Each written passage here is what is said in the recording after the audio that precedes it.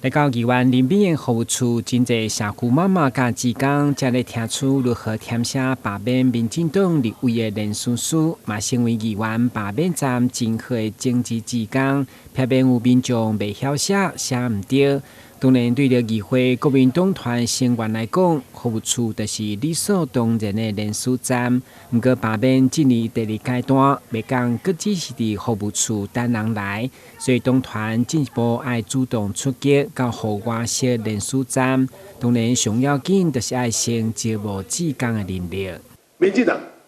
消灭啦！阮台市党部，大家人含惊含出来，含上班就惊到要死。所以这个罢免重责，然后伫阮台市国民党党团来担当这个责任。咱支持台湾民主政治，反对一党独大，而且少年人也是讲有志愿的人，欢迎甲阮国民党党团任何议员联络，来甲阮做志工，甲阮斗下手，来互咱台湾真真正正